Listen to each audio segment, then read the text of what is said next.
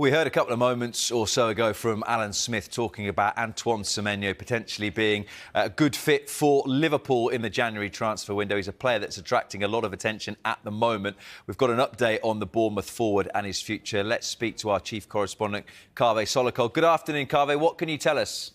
Yeah, the race is hotting up for Antoine Semenyo because Chelsea have now made an inquiry to sign him. They've asked for information about the conditions of a possible deal. But before we get too carried away, we should remember that there are a lot of clubs who are interested in signing him next month.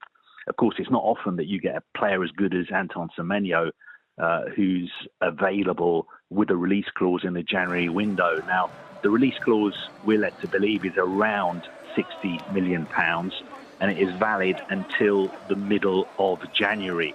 We weren't expecting Chelsea to be very busy during this upcoming transfer window, but I think it's just a situation where, you know, this player is so exceptional and he is available at what many people would say is a reasonable fee. And I think that is one of the reasons why Chelsea have made this inquiry for him.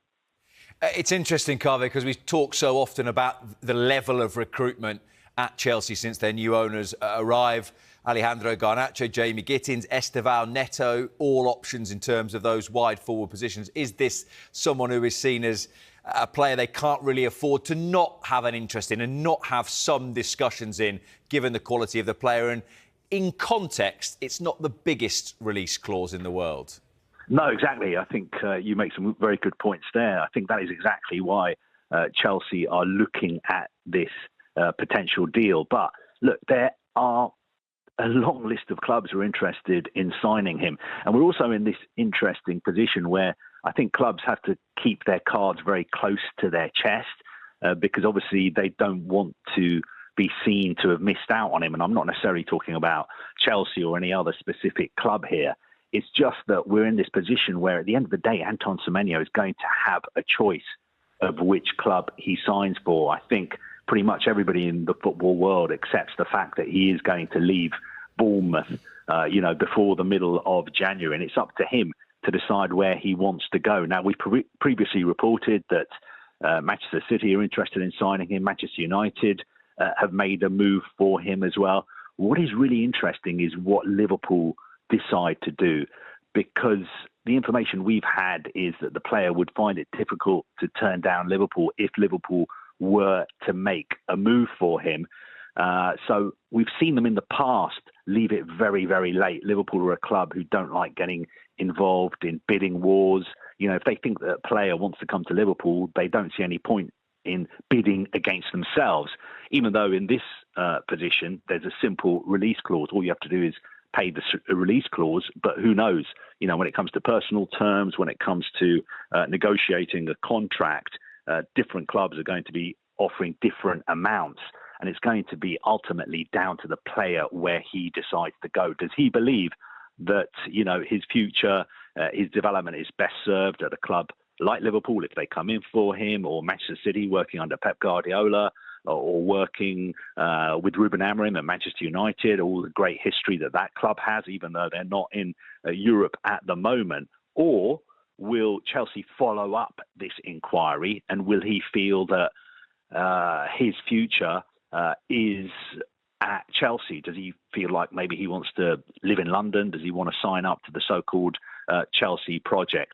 Interesting situation, because we don't normally see this kind of deal in January, but it's just because he's such a good player. And as you say, the release clause is pretty reasonable when you consider how much players of his quality usually move for, especially in the January window. The final point you would make, Kaveh, is, and we will hear very shortly from Andone Iraola, that it's good business, good contractual work from Bournemouth to have this release clause that changes midway through the window, so that Bournemouth aren't dragged right the way till the start of February with this, that he will likely go in the first couple of weeks. And I'm sure Bournemouth are already in the process of looking for a replacement. No, exactly. They have been aware for a long time that there is a strong possibility that Semenyo could leave in January. And I think there was a strong possibility that he could leave last summer.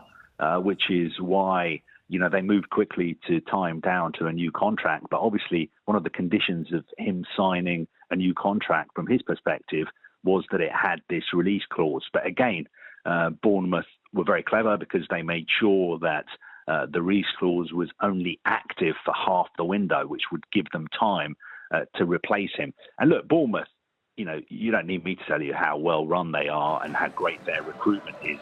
They have been selling players in the summer to the likes of clubs like Liverpool, like PSG, like Real Madrid, and now they've got all these clubs queuing up to sign Antoine Semenyo for him. If I was a Bournemouth fan, I would obviously be sad to see Antoine Semenyo leaving, but I think I would trust my recruitment department to have lined up, quality replacements who would one day become as good as Antoine Semenyo and as valuable as him.